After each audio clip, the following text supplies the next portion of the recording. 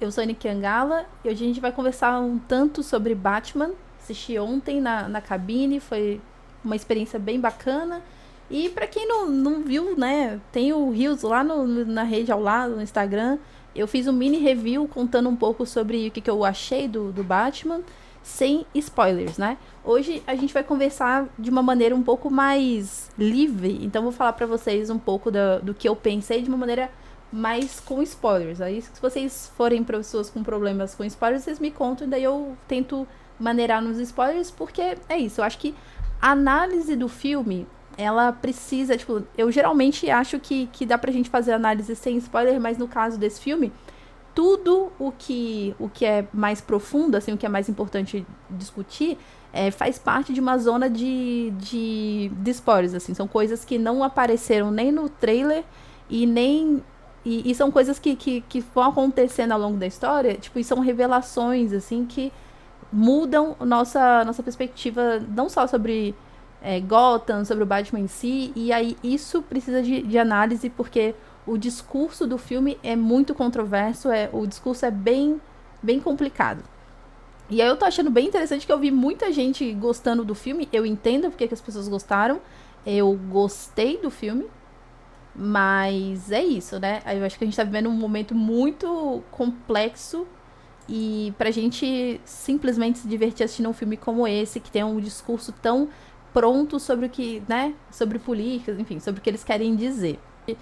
Discutir um pouco sobre o que o Batman do Pattinson, ou do Pattinson, do Pattinson, que esse Batman traz de bom pra gente.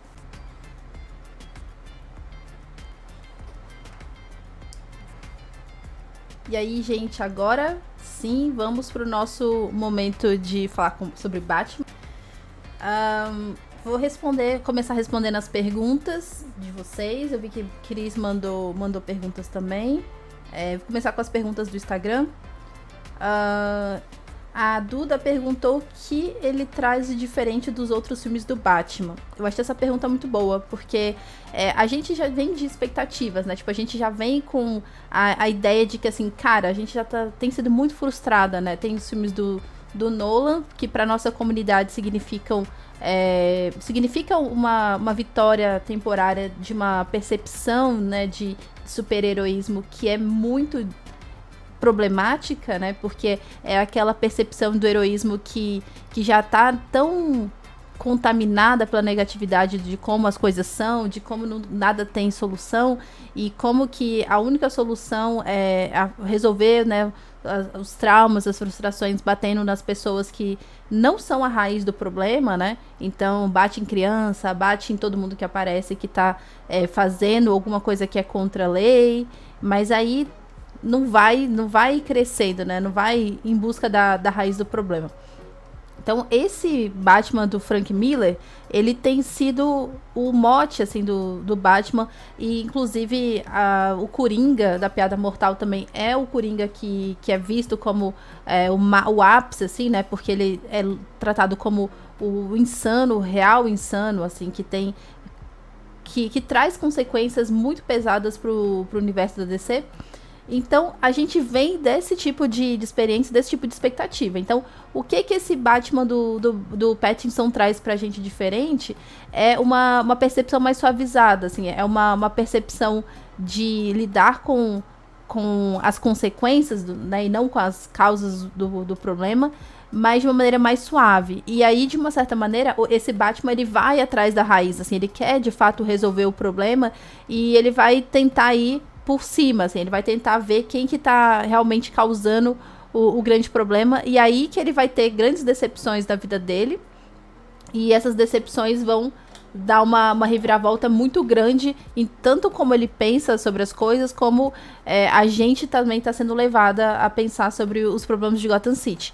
Acho que essa é uma grande diferença e que traz mais perguntas pra gente, traz mais questionamentos e mais problematizações mesmo, assim, né? Eu gostei muito disso, assim. O filme é controverso, ele vai apresentar soluções muito problemáticas, mas no fim do dia, ele tá trazendo algumas descontinuidades que vão possibilitar que a gente discuta mais abertamente as contradições tanto do Batman quanto de Gotham City. Então, essas diferenças me impactaram positivamente. Bom, posso dizer que gostei do filme, gostei da experiência. Ele não é nada daquilo que o Snyder estava trazendo esteticamente, sabe? Ele tem sim uma pretensão cinematográfica, então ele vai usar vários elementos de cinema, cult, para, sei lá, para envolver o nosso olhar e para fazer a gente sentir que tá tendo uma experiência altamente cinematográfica, mas ao mesmo tempo ele não tem aquela pretensão autoral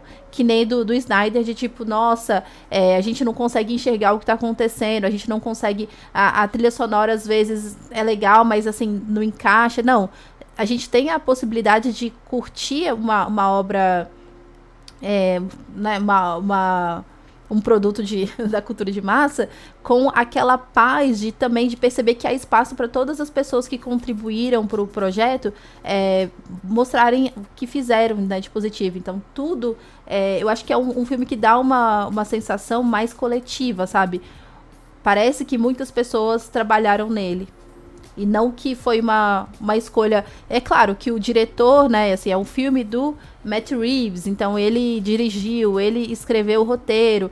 E a gente vê que na DC tem muito isso, né, de tentar focar, investir em uma mente. Mas, por outro lado, eu acho que eles finalmente perceberam que coletivizar pode ser um caminho mais interessante, sabe? Nossa queridíssima Kika perguntou: tem algo muito vergonha alheia ou muito irritante no filme? Então, eu acho que não. Eu acho que tem umas cenas assim que podem ser vergonha alheia, mas tem muito a ver com o que a gente espera e com o nosso grau de tolerância. Por exemplo, eu esperava, assim, o filme, ele tem muito esse peso do gótico, sabe? E isso é muito legal, e porque eu gosto do gótico, eu estudo gótico e tudo mais. Só que uma coisa que me irrita pessoalmente, Anne, é essa tentativa de forçar uma relação entre o gótico e o emo, né? Isso é uma coisa que pessoalmente não gosto, mas é uma questão estética que eu não gosto. Então, eu acho que pode ser irritante para pessoas que pensam como eu, mas eu acho que não dá pra gente jogar esse peso no filme, sabe? Isso é uma questão de gosto pessoal, de expectativa, porque dentro da obra isso se justifica, sabe? Então eu não acho que seria vergonha alheia. Mas eu acho meio engraçado, assim, tipo, cara, que mundo é o que sabe que ano é hoje? O cara com aquele rosto todo, sabe, com aquela maquiagem derretida, aquele cabelo assim, né, na frente da cara e tal. Mas enfim, é uma questão de gosto. A música também reitera esse clima emo, assim. Eu acho que eles quiseram criar uma questão, assim, mais... uma outra atmosfera, uma atmosfera meio bad vibe, assim, meio pesada e carrancuda. E aí eles seguiram por esse caminho, que é uma estética que, se vocês forem perceber, muito parecida com a estética do Coringa, dos últimos Coringas que a gente tem visto, tirando esse último aí que o pessoal não gostou, do cantor lá que tem aceito, eu esqueci o nome dele. E aí, nesse sentido, a gente vai perceber que, puxa, eles tentaram puxar várias coisas que as pessoas gostaram, né? E trazer como também elementos estéticos que vão cativar. Então eu acho que é um filme que vai chamar a atenção de muita gente vai gostar, porque ele vai trazer soluções para diferentes públicos, sabe? Mas é isso. Aí tem isso. Tem a questão da Zoe Kravitz. Algumas pessoas podem se incomodar com essa tensão afetiva, né? Essa tensão romântica, e pode causar um pouco de irritação ou de vergonha alheia, porque a gente não espera que o Batman seja da sexta série. Mas o que acontece é que a gente está tendo contato com um Batman diferente dos que a gente tem consumido. Porque ele é um Batman ali no começo da vida adulta. Ele é um Batman jovem adulto. Então, ele não tem aquela amargura no amor, aquela amargura com Gotham City ainda, né? Ele é um cara que não chegou no esgotamento que vai levar ele pro fascismo lá no Cavaleiro das Trevas. Ele é um cara que tá bem antes disso. E talvez a gente poderia pensar nele como um aprofundamento psicológico, aprofundamento emocional que nos convence talvez mais do caminho que ele toma posteriormente. Só queria me preparar se vou me irritar demais se assistir. Então, é interessante se preparar. Eu acho que o ideal é a gente assistir um filme desse sem grandes expectativas. Vai aberta pra experiência, sabe? Porque daí você pode aproveitar mais. Eu mesma, tipo, eu fui com a cabeça muito aberta e percebi que, bom, gostei, sabe? Mas é isso, gostei sabendo que o filme tem um discurso um pouco controverso, que o filme é confuso. A gente, no dia anterior, a gente tinha assistido Eternos, né? Eternos tem muitos blocos de silêncio e as coisas acontecem, a gente tem um tempo pra entender e pra processar as coisas que estão acontecendo, aí acontece uma outra coisa. No Batman, as coisas têm um estrangulamento, assim, tipo, a gente vai ver que tem uma explicação, assim, bem complexa de um porquê muito importante pra história andar, que eles vai contando, ó, aconteceu isso, porque no passado isso, aquilo outro, nananana, e aí, tipo, aí, tipo, já vem porrada, tiro, porrada, bomba, perseguição de carro e batida e tal, e aí eu acho que falta um pouco de tempo pra gente processar as coisas. Então, é muito fácil a gente deixar passar uma coisa ou outra do filme, porque ele, primeiro, é muito longo, e segundo, ele é muito intenso, é muito diálogo, é muita coisa acontecendo, é muito drama. E aí, é muito personagem também, né? Como a gente já tinha falado, é muito personagem. Então, é um filme que exige um pouco mais da nossa atenção, né? Tipo, então tem que ir com a cabeça aberta pra experiência. Nesse sentido, é um Batman inédito? Nossa, amigo, eu acho que inédito é uma... Eu acho que talvez seja demais. Eu tive a impressão de que é um Batman inédito, sim, porque é a primeira vez que eu vejo o tipo de discussão que eles estão fazendo sobre Gotham City. Mas daí, isso tem a ver com o meu repertório também, né? Porque eu acredito que nos quadrinhos isso pode ter sido discutido em algum momento, né? Mas, assim, em desenho, em filmes, eu nunca vi a abordagem que eles trouxeram, não.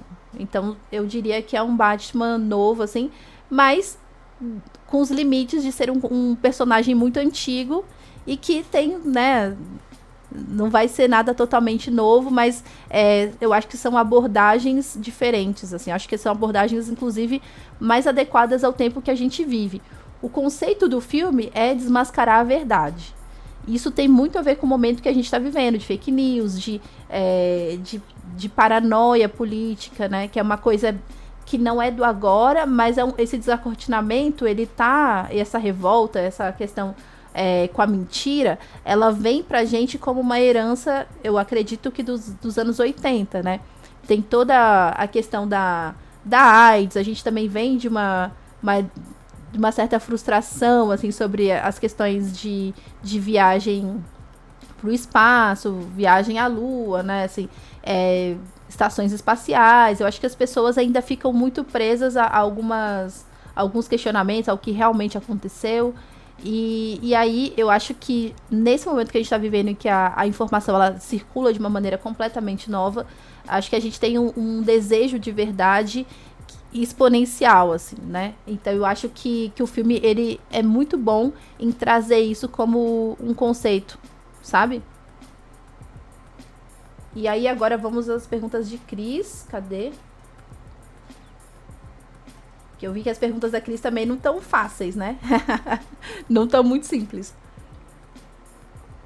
O filme do Batman é um filme de origem? Então, eu fiquei pensativa sobre isso, né? Um filme de origem, eu acho que a gente pode dizer que é um filme de origem porque ele tá lidando com, né? Não vai contar a história de Marta, não tem nada disso. A gente vai lidar simplesmente com ele já adulto. E ele já é o Batman. Mas eu acho que é uma história de origem porque a motivação dele é completamente nova em relação aos filmes que a gente assistiu antes. Acho que a motivação, a perspectiva que ele tem sobre Gotham é bem diferente. Então, eu diria que é uma história de origem por essa razão. Mas, assim, no sentido estrito, não é. Porque não tem menino Batman, não vai explicar nada de Alfred. Essas coisas que a gente já supõe, até porque já teve a série Gotham, e na série Gotham esgotou muito isso da infância do Batman. A gente não precisa mais disso, né? Então é uma história mais talvez uma... Não sei se uma história de origem, mas talvez uma modernização da história do Batman. Talvez nesse sentido funcione melhor, assim. Eu acho que seja menos equivocado eu, tipo, afirmar dessa forma. O Robertinho convenceu no papel, eu fiquei estranhamente convencida. E aí eu fiquei pensando, como que eles pegam atores que são considerados ruins, tipo o Ben Affleck, o Robert Pattinson, como é que pegam esses caras assim e eles viram bons Batmans? Isso tem a ver com o fato de que a experiência, o lugar deles no mundo é parecido e aí eles conseguem emular de uma maneira interessante. E aí eu fiquei pensando, bom, o Pattinson ele consegue trazer uma carga dramática que eu acho bastante importante pro Batman, sabe? E de uma maneira mais juvenil, assim. Ele é um cara jovem. Ele é um Batman jovem. Então ele é muito equivocado, ele é muito raivoso. Ele é um cara que é um playboy sem aquela sutileza do Clooney, sabe? O Clooney, ele é um cara meio cínico, assim. O Batman dele é um cara que é um playboy já maduro. E aí, esse Batman do Pattinson, não. Ele é um cara, tipo, intenso. Ele é um cara que é explosivo, que fala coisas que não fazem sentido. Bem, assim, um pouco adolescente, sabe? Então, eu acho que ele convence bem, porque... Enfim, ele traz esse tipo de raiva pro Batman. E ele tem um olhar intenso que também funciona muito bem quando ele tá de máscara. E um olhar intenso que, tipo, funciona mais, inclusive, quando ele tá com o Batman do que como ele tá de Bruce. Isso é muito legal de ver, assim. Eu fiquei bem surpresa. Ele passa o filme inteiro com aquele penteado feio? Não, eu fiquei muito surpresa porque o cabelo nem tá aquela coisa terrível que apareceu no trailer. O cabelo dele tá bem melhor, assim. Ele tá com o cabelo meio compridinho, assim, né? De Playboy dos anos 90. Mas não é tão absurdo, assim. O que eu achei mais vergonha alheia foi a hora que ele tá com o cabelo, assim, na cara. E aí ele fica parecendo aquele pessoal do My Chemical Romance, essas bandas do começo dos anos 2000, sei lá, final dos anos 2000, sei lá. Então, assim, não é tão feio como a gente imaginava. Ele é vingança mesmo ou ficou só na frase de efeito? Eu acho que ele fica mais na frase de efeito, assim. Acho que ele fica mais na frase de efeito. Porque o Batman, esse Batman, ele tem uma fissura. A abordagem diferente que está se fazendo sobre a história de Gotham vai criar uma fissura nessa ideia de continuidade mesmo do Batman, né? Tipo, a cidade é absurda e suja e as pessoas cometem crime, então eu tenho que ir lá e bater nele. Tipo, não, o Batman do Pattinson, ele vai em algum momento perceber que a vingança não é tão absoluta assim, né? A gente, quando pensa em vingança, a gente pensa numa relação. Alguém fez alguma coisa, alguém se ressentiu e o ressentido vai se vingar. A gente tem essa estrutura. Só que no caso de Gotham, a cidade, os vilões, todo mundo é mais complexo do que o maniqueísmo permite, né? O modelo maniqueísta permite. Então, ele é o vingança, é uma crença que ele tem sobre ele mesmo. Só que a realidade se impõe. E aí, de repente, ele começa a ter que se questionar. Será que eu tô vingando mesmo? Eu tô vingando quem? Por que eu tô vingando? O que tá me levando a fazer isso, né? São questionamentos que ele é obrigado a se fazer, porque as crenças dele, tipo, se mostram, sabe? A realidade é relativa, né? Tem um pouco disso no filme. Então, se a realidade é relativa, a vingança também é relativa. Daí, eu acho que ele não ser a vingança é muito positivo. Mas ele super acha, assim. Eu acho que ele terminou o filme achando que ele é a vingança, sim, tá?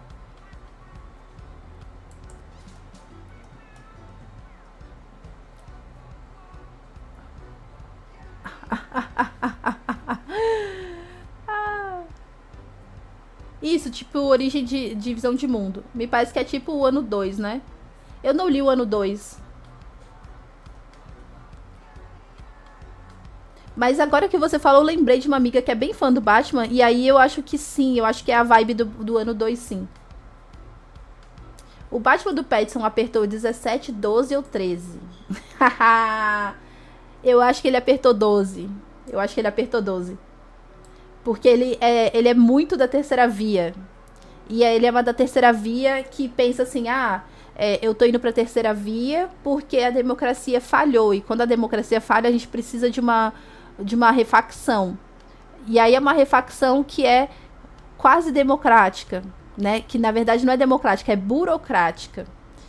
Então ele tem um pouco dessa tentativa de etiqueta, de civilidade do 12, que é assim, a gente não vai descortinar a violência. A gente vai fazer a violência por baixo dos panos, a gente vai fazer a violência dentro de um modelo democrático, de um modelo burocrático e tudo mais. E aí tem uma coisa que é bem problemática no filme, que acontece, são 3 horas de filme, aí chega no final e a gente tem assim, olha, nem todo policial é corrupto. E tudo bem, eu entendo que para a classe policial, para os policiais, isso pode ser uma representatividade importante, pode ser uma questão para eles, assim, porque também é isso, a gente também tem que considerar que os policiais são trabalhadores, então, assim, dentro de uma percepção que é saber os limites de o que significa eles serem trabalhadores, mas a gente também precisa entender que é isso, assim, né? São percepções da realidade, são camadas de realidade, e isso diz alguma coisa também, só que o problema é que o timing, né? O momento que a gente está vivendo, ele jogar esses dois discursos, tipo, a democracia falhou, né? Não tem como mudar as coisas democraticamente e nem todo policial é corrupto. Desta forma, eu acho que ele tá trazendo um lado 12 pra conversar, sabe? Tá trazendo uma percepção meio do caminho que é mais pra direita. Não, o André ele tá sempre trazendo polêmicas pra gente. Isso aí é fato. É porque esses playboys ricos, sobretudo jovens, são bem aquele padrão hit and run e depois se safam por causa do nome da família. Sim, eu acho que o filme ele traz essa discussão. Tipo, ele traz mesmo essa discussão. Tipo, e o grande problema do filme é exatamente esse. Assim, olha, playboy vai lá, faz a besteira e corre, faz lá a besteira e se safa. E alguém tem que limpar a sujeira que fica, né? Alguém sempre tem que limpar a sujeira que o playboy faz. Então, tipo, o filme também traz essa discussão legal, assim. Eu tenho mais problema com o jovem Bruce do que com o velho Bruce. Nossa, é interessante isso, André. Por que você tem mais problemas com o jovem Bruce? Eu acho que esse jovem adulto Bruce, ele traz umas questões importantes, assim. Porque se a gente estuda minimamente, assim, essa questão de psicanálise e tal, da nossa relação com nossos pais, e como essas relações, elas modulam a nossa visão de mundo, a nossa percepção, a maneira como a gente confia ou não nas pessoas. No caso desse jovem adulto Bruce, ele tem ali uma vida que é um castelo de cartas, né? Um castelo de cartas que vem exatamente de... Puxa, não tem ali alguém que... Não tem, ele tem a sensação de desamparo, de vazio, de não poder confiar, desconectar com ninguém. Então, sabe? Eu acho que é um personagem mais próximo da gente, assim, porque ele é equivocado, ele não é um cara que tem uma convicção maligna, assim, uma convicção do chute, do tiro, porrada e bomba. Ele é um cara que ainda tá no processo, ainda é possível para ele repensar. Claro que ele não vai repensar, mas ele ainda tá no momento em que ele tem chance, sabe? Ele tem possibilidades. Ele vai escolher o caminho errado, a gente sabe, mas ele ainda tem chance, sabe? E eu gosto desse Batman do Pattinson exatamente porque ele ainda não tá corrompido pelo fascismo. Pois é, o Batman Santa Ceia. Só Anne pra me fazer interessar por Batman. Gente, é isso, assim, eu acho que a gente tá vivendo um tempo complicado, então eu não posso dizer pra vocês assim, gente, vamos no cinema assistir Batman. Não, né? Mas se vocês puderem, por exemplo, assistir de forma segura no cinema ou esperarem para assistir em casa, nos aplicativos e tal, no aplicativo, eu acho que é um filme que vale a pena assistir. Porque ele é muito complexo e ele diz exatamente... ele é uma resposta pro tempo que a gente vive. Eu acho que o André, como sociólogo, ele vai tirar muita coisa assim que a gente, às vezes, não vai conseguir identificar e que vai ser muito legal pra nossa comunidade discutir sobre a realidade, assim. Porque são muitas camadas que o filme traz, muitas camadas. Inclusive, a meu ver, O filme tem duas grandes narrativas. Ele tem a narrativa masculina, que é empreendida pelo Batman, e tem uma narrativa secundária que é feminina, que é empreendida pela Mulher Gato, né? Essas duas narrativas, elas vão mostrando pra gente que qualquer realidade tem camadas e que a gente às vezes não se dá conta, porque a gente naturaliza a camada que a gente tá. E aí o Batman, em algum momento, ele vai ter que esbarrar com outras camadas, e aí isso vai mexer com ele, sabe?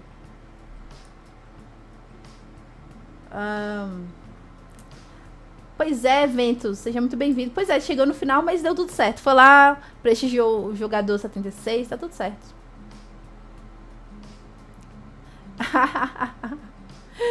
Ai, ai.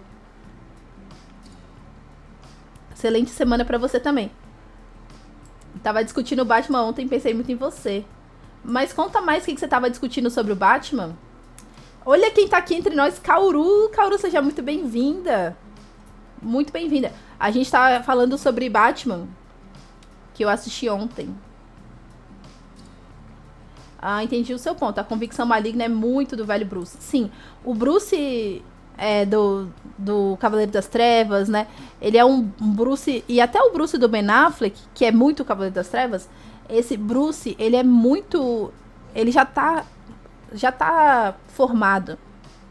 Então ele é um cara que não tem mais alternativa. A única possibilidade que ele vê é de sair socando as pessoas. E aí tem uma coisa que hoje em dia que eu penso, que é sobre essa... Ele focou muito na discussão com a Mulher Gato sobre, se você matar a pessoa X, você vai acabar com a sua vida. Você que vai pagar. E aí fica fazendo essa pressão psicológica nela. E aí, em vários momentos, ele pega aquela cordinha dele lá e joga na perna dos outros, o que significa que ele vai... enfim, as pessoas vão ter ali um ferimento... possivelmente irreversível, né? E aí, o que acontece? Tanto ele quanto o Demolidor e ambos, né, do Frank Miller, eles estão muito preocupados em não matar, mas, entre aspas, incapacitar a pessoa. Então, eles vão bater, vão quebrar a coluna, vão fazer com que a pessoa não tenha autonomia de uma forma padrão, assim, né? Com o que a gente chamaria de um corpo canônico, assim. E aí eu acho muito complicado. O que ele tá dizendo sobre a experiência do corpo com deficiência, né? Tá dizendo que é uma punição? Ele tá dizendo que esse corpo, ele não pode existir? Sabe? Ele tá dizendo que aquela pessoa ali não tem o direito de ter o corpo como ele é, num primeiro momento. Assim, ele que tem que ser o atravessamento do corpo do outro. Isso me incomoda bastante, né? Não pode matar, mas pode... enfim, pode machucar. E aí, enfim, isso é uma coisa que o novo Bruce, ele não tá pensando exatamente nisso. Ele tá fazendo o que dá, assim, ele é um bagunceiro, sabe? Agora, o velho Bruce, ele é perverso, ele vai realmente cortar as pernas das pessoas, quebrar a coluna por um prazer profundo, assim, um profundo prazer pelo mal, assim, o mal pelo mal, a banalidade, assim, tipo, é isso, né? A pessoa tá ali roubando, tá tudo bem, destruir aquele corpo e tal, é isso, é uma coisa cotidiana, uma coisa que não merece nem pensamento, é uma coisa que é tão comum quanto comprar pão na padaria, sabe?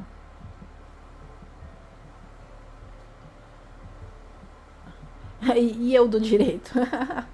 Pois é, eu fico pensando nas discussões que a gente pode fazer do ponto de vista da legalidade, assim, o filme, ele traz muito essa questão da legalidade, assim, né? O que pode, o que não pode ser feito e como que, claro, né? As leis, elas estão aí, mas se você tiver um pouco mais de dinheiro, talvez elas estejam de uma outra maneira, né? Tipo, arquivadas. O meu problema com o jovem Bruce é mais esse lance de se safar de tudo por causa do nome. E me remete muito aos jovens brancos com os quais eu fui criado. O nível de permissividade que eles têm é além da nossa imaginação.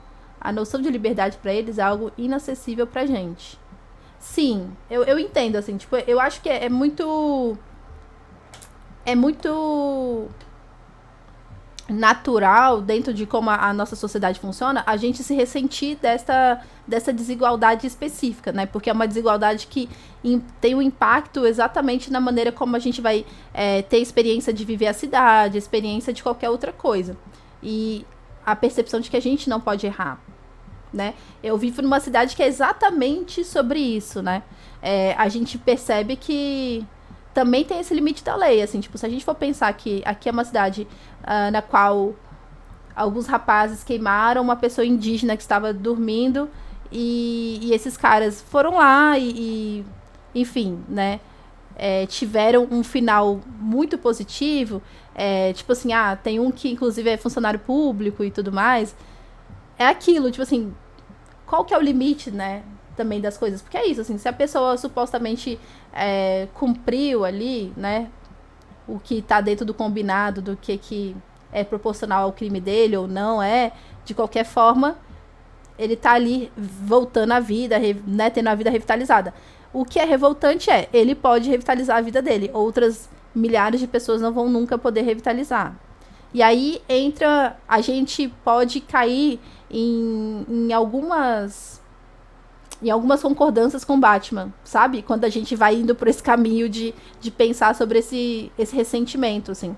Não que a gente tenha que pensar objetivamente sobre isso. Eu não acho que seja isso. Eu realmente entendo que o nosso limite como pessoas é viver esse ressentimento histórico, sim. Mas a gente tem que tomar cuidado com ele à medida que ele nos faz concordar com o Batman em alguma medida, sabe? É isso que me incomoda, assim, pessoalmente, como pessoa mesmo. Ainda bem que mexe com ele. Aí já tira aquela ideia de pessoa mimada sem ética. Então, mexe com ele não significa que mexe com, em algum momento, com a maneira como ele pensa, assim, essa linearidade, sabe? Ele começa a considerar, olha, pobres existem. Ele começa a considerar, assim, tipo, olha, então isso é um pobre. Putz, então um pobre, ele passa frio porque ele não tem aquecedor. Caramba, como é isso de não ter um aquecedor, né? Não significa que ele não vai lá bater no pobre, mas significa que ele vive num ambiente ascético, sabe, gente? A gente, quanto mais madura a gente vai ficando sobre, né, a gente vai vivendo e tal, a gente vai percebendo que é isso, a pessoa não tem acesso aquela realidade, de fato. E aí eu não tô colocando o porquê, não tô dizendo que ele deveria fazer, mas o fato é que dentro do que a realidade propõe pra ele, viver dentro de uma casa socado, uma casa extremamente escura, só ele e o Alfred, e mais alguma funcionária, eu esqueci o nome mas assim, são pessoas idosas e que estão ali pra cuidar dele, tendo uma relação de servidão, não uma relação de família, por exemplo, né? Então, é a realidade que está disponível para ele, né? E aí, não é legal isso, mas, tipo, a gente tem que considerar que é isso, é a realidade que está disponível para ele, e a gente só consegue ampliar nossa realidade à medida que a gente tem contato com pessoas que têm backgrounds diferentes, né? E aí ele só consegue ter isso quando ele encontra a mulher gato.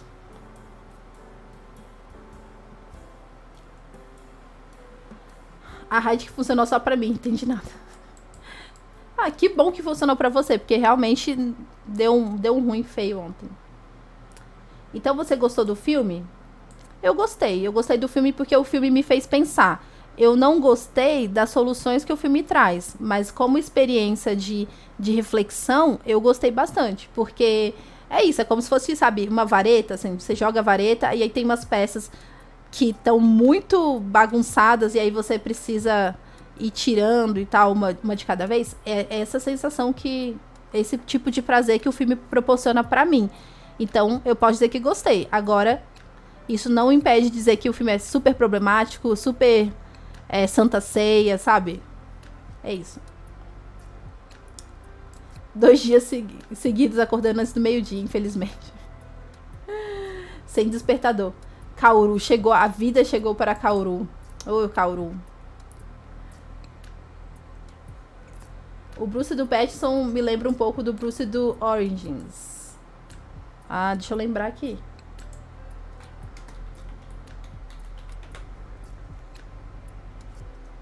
Nossa, são tantos Batmans do jogo.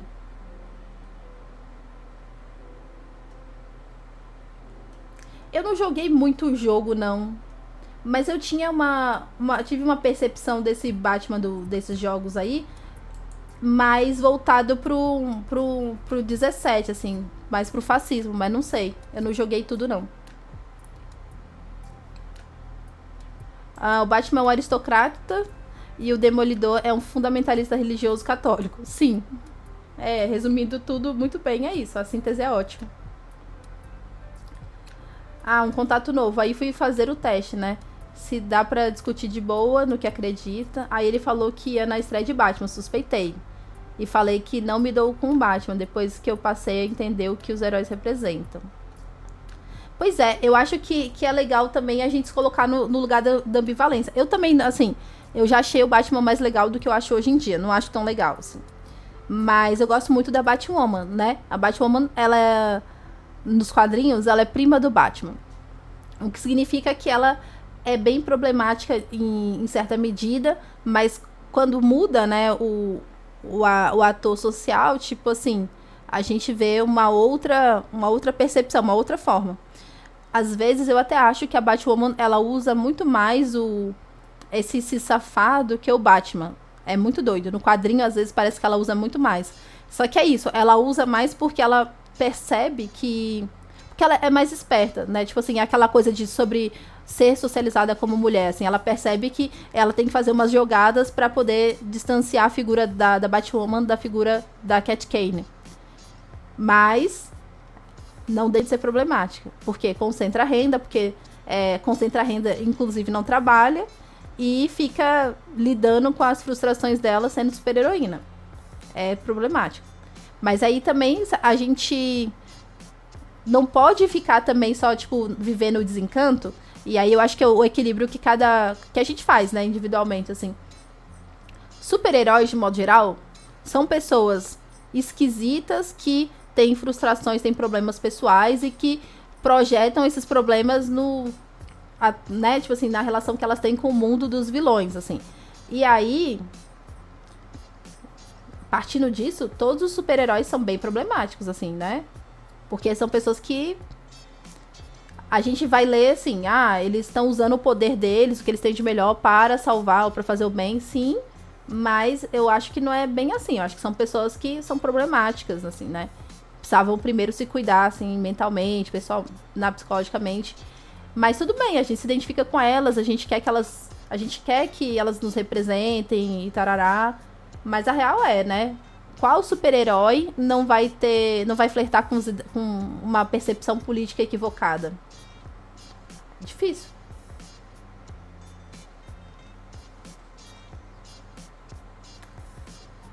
Curioso como Frank Miller, que é ateu, usa o fundamentalismo religioso para justificar a violência dele, quando na verdade ele usa de acordo com o personagem mesmo e a vontade dele.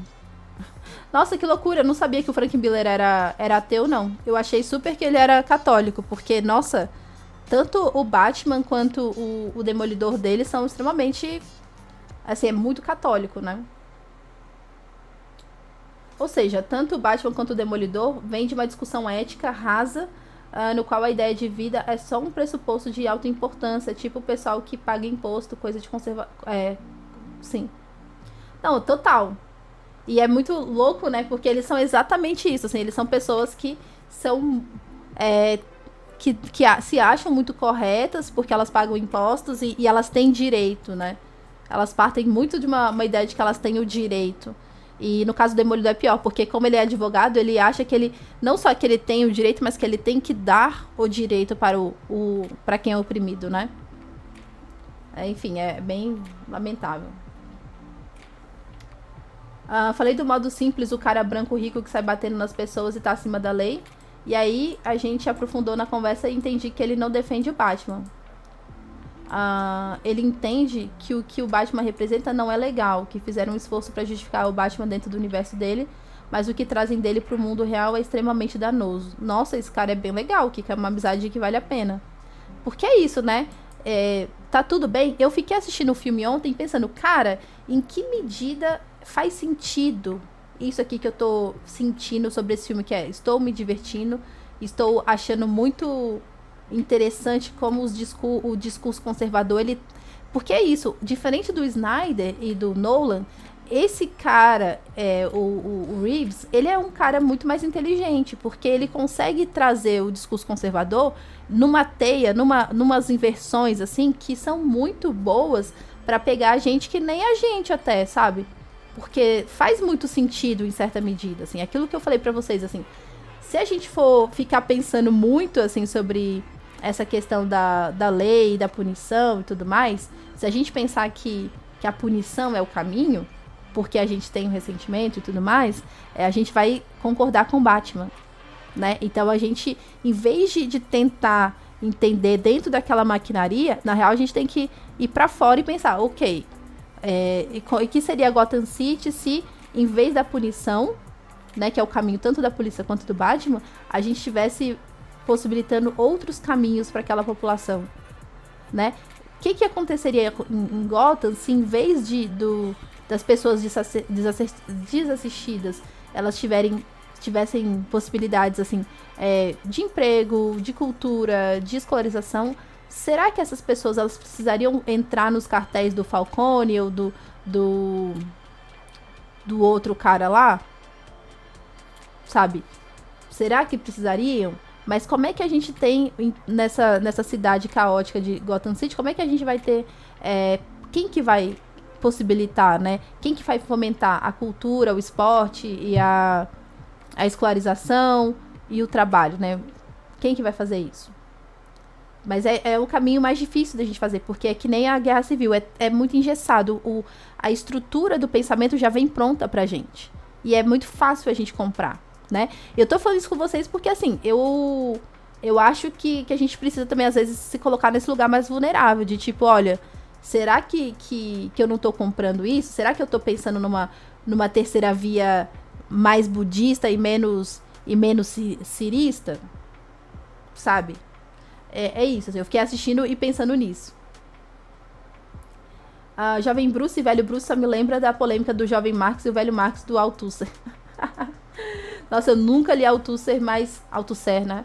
Mas esse negócio, eu já vi algumas coisas sobre o Jovem Velho Marx. Se você quiser dissertar sobre isso, Kaoru, a gente fica feliz.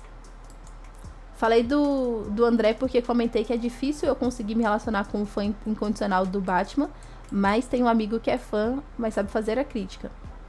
E sim, tá tranquilo, tipo assim, cara, o André gosta do universo da DC, das crises, do Batman, tudo bem, porque, como a Kika disse, né, tipo, ele faz a crítica. E eu não minto pra ninguém sobre gostar muito da Batwoman, que é só uma versão feminina do Batman, de certa medida, né? Inclusive, ela pega, toma o nome dele, assim, né, e faz parte da Batfamília. Só que aí que tá, ela não faz parte da Batfamília, ela é a Batwoman, e aí é essa contradição, assim, que cria uma fissura legal pra gente discutir, assim, por que a Batwoman, do meu ponto de vista, é mais legal do que o Batman. Nossa, gente, isso daria uma live. Você falou isso, eu lembrei da minha irmã reclamando de Gossip Girl, porque supostamente não seria realista as coisas que elas tinham a liberdade de fazer na idade que tinham. E meu argumento é que talvez seja. A gente é que não tem noção do mundo dos grandes ricos. Sim, e aí é muito louco, assim, porque a gente não tem noção do mundo dos grandes ricos, que é o mundo da total falta de noção. Não precisa ir muito longe. Teve um rapaz lá que tinha um carrão, assim, eu acho que ele não tinha nem idade pra dirigir, se eu não me engano, era muito novo. E tinha um carro importado, muito, muito chique. E aí ele passou e atropelou um trabalhador que estava passando de bicicleta, né? Inclusive, o rapaz tem todo um rolê desse, assim, de ser muito, muito rico e de ser muito, muito padrão. Ele pode fazer isso, ele pode matar uma pessoa, sendo que matar uma pessoa talvez seja uma das coisas mais sérias dentro do tipo de sociedade que a gente vive. Mas ele pode. E aí, quando a gente pensa no rolê, assim, das camadas mais médias, essa falta de limite, ela existe também, sabe? E essa falta de limite, ela existe muito dentro dos hábitos do cotidiano. Porque a gente tem uma percepção, às vezes, de crime muito, assim, muito grande, mas o crime, quer dizer, tipo, você ir contra o combinado, né? Esse combinado que tá escrito, né, no formato de lei, isso é uma coisa que é muito cotidiana, assim. As pessoas acham que, assim, sei lá, estacionar em fila dupla e tal, putz, é só, não tem espaço, eu tenho direito de estacionar meu carro aqui porque eu vou só pagar uma conta ali. Cara, não é tão simples assim. E se não fosse uma questão, essas pessoas, sabe, o Detran não ia passar e multar esse carro. Então, tipo, as pessoas da classe média, elas não têm muita percepção. Porque elas acham que elas podem tudo, que elas são donas de tudo. Então, adolescentes dessa classe social tendem a agir dessa maneira. E, claro que num contexto menor, né, dentro da escola elas vão fazer coisas absurdas, mas são criminosas. Mas não vai dar nada, porque a escola também é um ambiente para essa classe social em que elas vão a escola fomenta muito essa mentalidade de cometer crimes, mas que não são vistos como crimes, porque a imagem de criminoso tá fora daquele ambiente ou daquele ciclo social, né?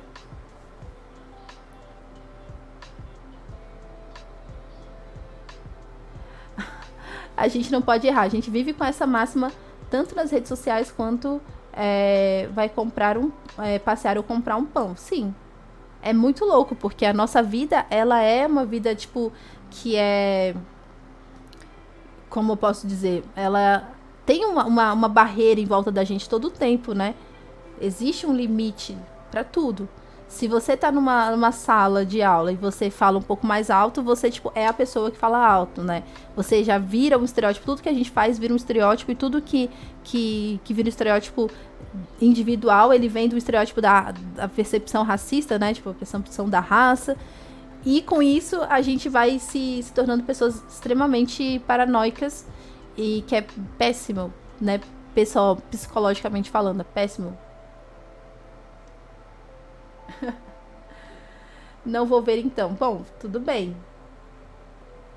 Tá tudo bem também. É verdade. É o pensamento up que não alcança as dinâmicas sociais de outras camadas sociais.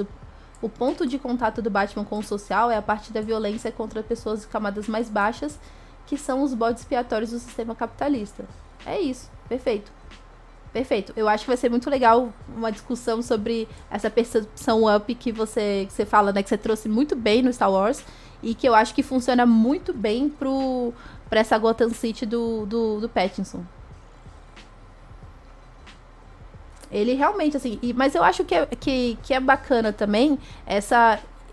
É uma percepção mais saudável desse confronto do individual com o coletivo. Porque, de fato, não tem como. E aí o filme mostra isso. Tipo assim, cara, não tem como esse cara ter acesso à realidade de quem tá embaixo. Não tem como.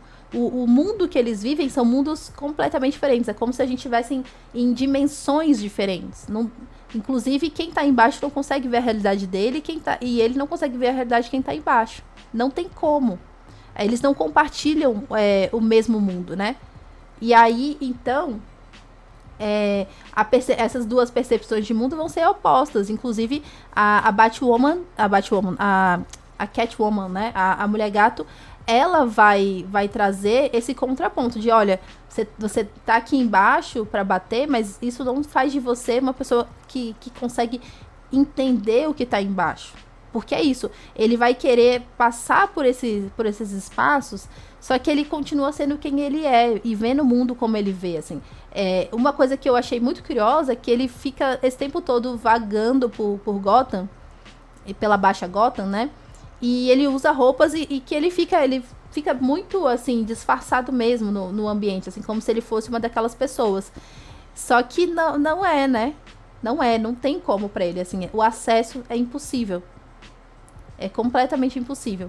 E aí eu acho que esse debate é bem legal, sabe? É bem importante de pensar, porque, assim, é um caminho que é perigoso, porque pode parecer que a gente tá dizendo que, olha só, coitado do Batman, ele quer fazer o bem, mas ele não consegue, né? Não é isso que eu tô dizendo. O que eu tô dizendo é que Lugar de Fala é um paradigma importante pra gente perceber como esse filme tá construindo uma verdade que é perigosa, uma verdade que é sabe, uma maré movediça. Porque se você concordar com uma premissa, daqui a pouco você já tá apertando 12.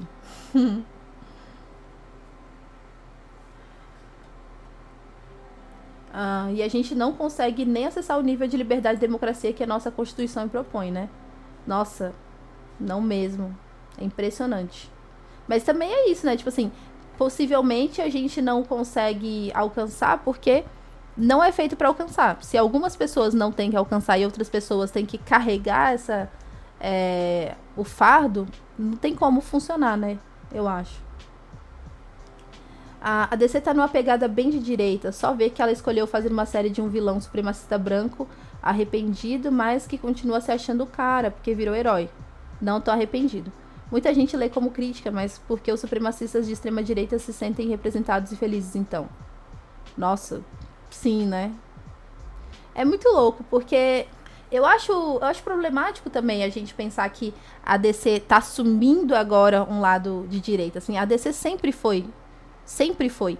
Se você for ler sobre a história da DC versus a história da Marvel, a história da DC ela é muito sobre investir dinheiro em discurso político. Sempre foi sobre isso. E sempre né, quando começou ali o Superman e tal, uma percepção liberalista, sabe? Tipo, liberal, quer dizer, das coisas, né? Tipo assim, o problema com Hitler não era exatamente o fascismo como forma de relacionar-se, né, com o outro, com o diferente. É muito, muito outra coisa, assim, né? É muito sobre o capital e tudo mais. Então, a DC, desde o início, ela tem uma pauta muito, muito direcionada para uma percepção de direita, assim, né? Porque é isso. O Superman que tá batendo no Hitler, ele é um cara que é um alienígena, um estrangeiro, assim como essa galera branca que foi para os Estados Unidos, assim, né? Tipo, eles se identificam com esse tipo de herói muito numa ideia de que, assim, eles têm o direito de construir o mundo do jeito que eles querem e de terem tudo, né? E de se acharem melhores que os outros, assim. Tanto que, enfim, né? O Superman negro é toda uma problemática que vai acontecer lá nos anos 2000, praticamente, né? Então, quer dizer, eles estão investindo muito tempo, né? Muita energia nisso. O que pode fazer parecer que a DC não é assim tão de direita, assim, ela investiu na Milestone. Por que a Marvel não investiu na Milestone? Bom, eu acho que a DC viu que já tinha passado muito do ponto isso de não ter heróis e não ter uma percepção de que os Estados Unidos é um país multicultural, assim.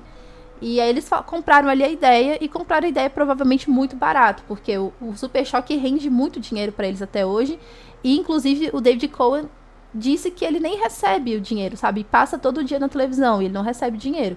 Alguém tá recebendo dinheiro, né, a Warner, assim. Então, sabe, eu acho que não dá pra gente ignorar esse histórico, assim. A Marvel também tem uma história anti-negro, né? Porque eles são judeus e aí eles vão falar muito sobre, na história da Marvel, né? Sobre essa trajetória de exclusão e tudo mais dentro da sociedade estadunidense, e que ok significa alguma coisa, é bem diferente daqui, mas a primeira pessoa, assim, primeiro que não tem mulher, né? Primeira mulher, se eu não me engano, que vai trabalhar na Marvel vai ser ali na década de 70, né? Muito interessante, né? E o primeiro cara que vai desenhar vai desenhar o quê? O Pantera Negra. Tipo, é bem complicado também, mas é uma percepção de, tipo, bom, eles não são, não se veem como tão brancos quanto os outros, né?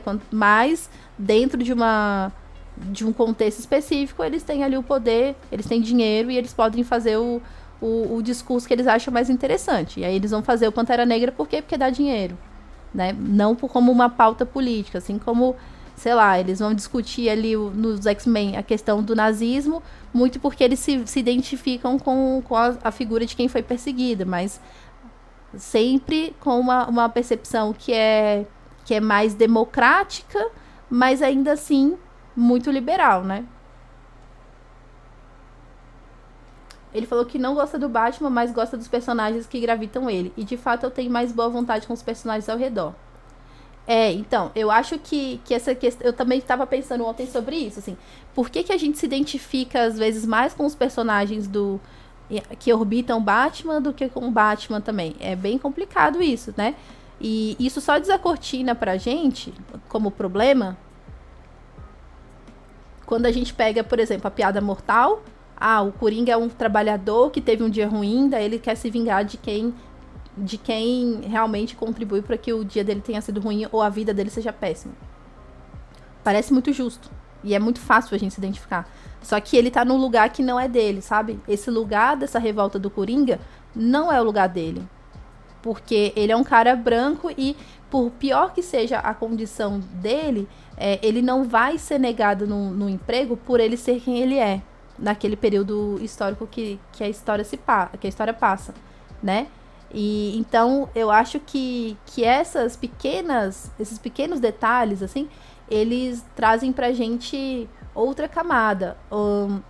No filme do Pattinson, por exemplo, o Pattinson, ele tá tendo como vilão o Charada. O Charada, ele é o típico nerd, sabe? Ele é um típico. Inclusive, essa acaba sendo uma discussão do filme que não é tão clara, né, pra quem não tá muito antenado com isso, mas é isso, o que ele faz só é possível fazer porque ele é um cara que tá dentro dessa corporalidade, desse corpo canônico, desse corpo do homem que pode fazer essas coisas, né? Então, eu acho que os personagens do que orbitam o Batman, especialmente os vilões, que tem essa fixação pelo próprio Batman, são pessoas que estão ali conectando em algum detalhe muito importante com a gente, mas que, por outro lado, na primeira oportunidade, são os caras que vão matar a gente, sabe? Inclusive, o próprio Charada nesse filme do Pattinson, ele vai fazer uma coisa que é muito trazer esse discurso de os fins justificam os meios. Algumas pessoas precisam morrer para que a verdade seja desmascarada. E aí, né? Como é isso? Como é isso? Né? O Batman, a gente bate muito nisso, assim, de que ele tá muito errado e tudo mais, que ele é fascista, tipo, e é mesmo. Mas, às vezes, a gente precisa olhar um pouco pros vilões também. Tem um professor, que é o Amaro... Agora esqueci o sobrenome dele. Mas ele é um professor que estuda exatamente as patologias, né? Que estão relacionadas aos vilões do Batman, a Gotham City como um todo. E aí eu tava lembrando muito dele enquanto eu assistia o filme ontem. E no caso do Batman, ele é um cara completamente capacitista, né? Então ele faz... Inclusive ele tem uns xingamentos que eu achei desnecessários, mas que diz muito sobre ele. E o personagem do Charada, ele é um cara que tem, assim, traços, por exemplo, autistas, assim. E aí eu acho muito problemático, porque daí pode conectar, ou a gente pode sentir empatia por esse personagem, e aí é mais um detalhe que vai fazer com que a gente esteja ali orbitando o mundo do Batman de uma maneira, com uma certa simpatia por esse vilão que... é o cara que vai matar a gente, sabe? Então, eu acho isso muito complexo, mas é claro que é mais fácil pra eu ver isso tudo, porque não é o universo que me atrai, assim, sabe? Da Marvel tem problemas semelhantes, mas daí na DC, que é o que me atrai menos, eu consigo ter mais facilidade pra... Ai, meu Deus, vocês são muito implicantes. Freud explica. Freudiane. Eu me estresso com super-heróis ricos. Pô, cara, você tem dinheiro pra fazer mudança estrutural e vai na rua bater em aviãozinho? Então, sim. A gente se irrita com isso porque a gente entende que o problema tem que ser lá raiz, né? Só que, pra eles, a visão de mundo que eles têm é uma visão mais estética mesmo, sabe? Poxa, a cidade tá pichada. Pô, que chato, né? Então vamos bater ali em quem tá pichando, porque aí a cidade vai ficar bonita. Eles vão sempre na consequência, o que é visível. Então a gente fica muito irritado porque a gente se identifica com, vamos lá na raiz, com desvendar a verdade, tipo assim, né, de trazer a verdade à tona. A gente se identifica com isso, porque a mentira nos prejudica, né? A corrupção que tá ali mantida embaixo dos panos nos prejudica. Mas pra eles, pra heróis ricos, né, tipo pro Tony Stark ou pro pro próprio Batman, não faz diferença. Se a gente tá bem, eles estão lucrando, se a gente tá mal, eles estão lucrando, mas se a gente estiver mal, muito mal, eles vão lucrar mais ainda. Tirando a piada, concordo com você. Qualquer ideia de justiça com as próprias mãos já está errada na essência. É isso, né? É isso, também acho. Só que aí é aquela coisa. A gente vai pegar, assim, tipo, e ter uma percepção cínica, que nem a do Alan Moore, tipo, né, Watchmen, tipo assim, olha que ridículo esse pessoal com roupa de águia, de coruja, tentando combater o mal, tipo, não, né, não é isso. O problema é, de fato, não é o cara usar cueca por cima da calça e tarará, não é isso. O problema é essa motivação que ele tem, né, ele transformar a frustração nele, projetar esse vazio interior no mundo exterior e se relacionar batendo, né? DC significa direita coberta, vocês sabiam? Eu chamo de distinta concorrência, mas eu acho que significa bem, viu, Kika? Direita conservadora seria melhor, mas meu cérebro tá de folga. O Reeves vota 12 com certeza. Sim, com certeza. Eu vi uma vez um podcast católico de direita sobre o Demolidor e como eles se sentiam representados pelo Demolidor do Frank Miller, mesmo ele sendo ateu. E sim, ele é ateu mesmo, mas ele sabe que o fundamentalismo religioso de direita dá base pro discurso político fascista dele, então ele usa isso. Nossa, que loucura. Meu Deus. Mas que coisa. Se sentir representado pelo Demolidor do Frank Miller é sinistro, né? Snyder é ministro da cultura do 17, com certeza. Com certeza. Mas sabe o que é muito doido? Porque o Snyder, com todas as questões dele, ele tem um projeto estético que, tipo assim, não dá pra gente pegar, assim, por exemplo, o logo do atual desgoverno e todas as coisas absurdas estéticas que eles já fizeram e, sabe, e comparar com o Snyder, porque o Snyder, tipo assim, minimamente o Snyder tem um background, assim, de ter feito algum curso, ter feito uma faculdade ali e se aprofundado na questão teórica e estética. Essa galera do desgoverno são pessoas que não se preocuparam em se escolarizar. E eu não tô falando sobre ir pra universidade, eu tô falando da pessoa, tipo, procurar minimamente aprender sobre as coisas. Eles só estão aí fazendo o que eles acham, sabe? E aí, coitado, até fico com pena do Snyder, porque o Snyder ainda tem a proposta estética ali. É ruim? É. É zoada? É. Péssima? É. Mas é uma proposta.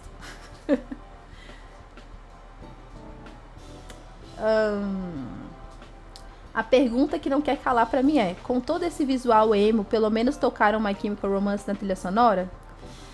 Kaoru, eu não conheço músicas do My Chemical Romance, mas eu senti aquela vibe. Tem uma música, inclusive, que toca quando ele tá lá na bed, aí o cabelo dele tá assim na cara, aquele cabelo meio molhado, assim, só dá pra ver um olho e tal. E aí, lá no final, quando ele dá a volta por cima, né, sacode a poeira, dá a volta por cima, começa a tocar essa música de novo, assim. E aí, isso, né, dá esse clima emo, assim, o filme é bem focado nessa vibe emo. Eu disse My Chemical Romance, mas podia ser alguma outra dessas bandas, eu não sei qual que é. Mas eu achei que tinha uma vibe meio 2005, assim.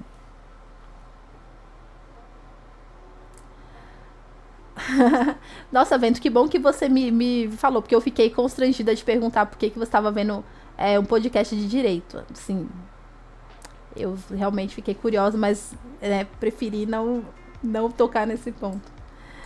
Não sei, acho que pra admitir que Demolidor é bem problemático mesmo. Ai, ai. The Code. Paramore, trilha sonora do Batman e da Mulher Gato. Eu acho que é muito intenso. Eu acho que Paramore é muito intenso. O negócio a vibe, a vibração desse Batman é um negócio mais, sabe, mais triste, mais bad vibe, mais assim, sabe? Eu acho Paramore muito vivo. Ai, se fez sentido pra você, tá valendo. Mas eu achei que faz muito sentido, porque, de fato, eu acho que eu fiquei impressionada. A primeira vez que eu tava fazendo pesquisa, assim, real sobre mercado de quadrinhos, pra minha pesquisa era até iniciação científica, eu fiquei muito chocada com os dados, né? Tipo, tinha gráfico mesmo. A DC, os principais personagens da DC, sei lá, o Superman e o Batman, né? E aí, esses personagens, eles estavam vendendo pouquíssimo. Eles eram, tipo assim, da lista dos 10 títulos mais vendidos, eles estavam em quinto pra baixo, sabe? Entre quinto e oitavo. O que é muito ruim, porque como é que a DC funciona sem esses personagens estarem no topo, né? E aí, o que a DC tava fazendo? Diminuindo os títulos, Não, mudando as equipes criativas? Não, eles estavam investindo dinheiro numa parada que não estava sendo vendida. E aí, isso diz muito sobre o modelo de negócio da DC. Eles não estão investindo no que necessariamente faz dinheiro.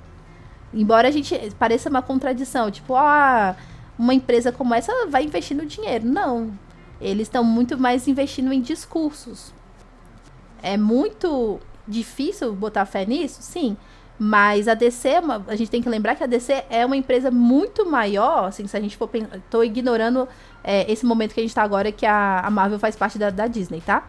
Mas antes da Marvel fazer parte da Disney, a Marvel sempre passou por péssimos, maus bocados, assim, porque o quadrinho tem época que vende, tem época que não vende.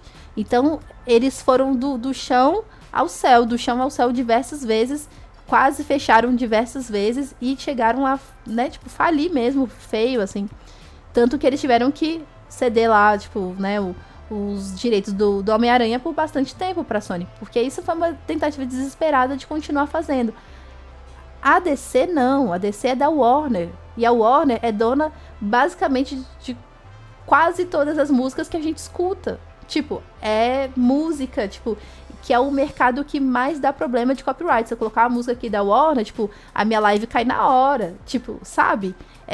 A DC sempre teve mais dinheiro. Então, a DC sempre fez esse esforço de investir em discursos muito mais do que investir em conteúdo. A Liga da Justiça, essa vibe que a DC fez ultimamente, né? Dos filmes, né? Desse universo aí que tinha a Mulher Maravilha, enfim, toda essa história aí, a gente sabe que vários desses filmes não deram o dinheiro, o retorno que eles esperavam. Não fizeram por dinheiro. Eles fizeram pra manter ali o projeto vivo do Snyder, né? Um discurso super fascista. Queremos essa live? Que live que vocês querem? Obrigada, Cris, sempre cuidando da minha hidratação.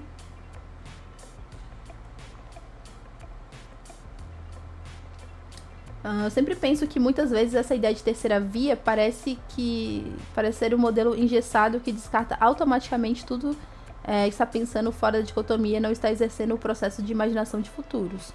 Tipo o jargão dos pós-modernos e tal. Eu tava lendo Baba ontem.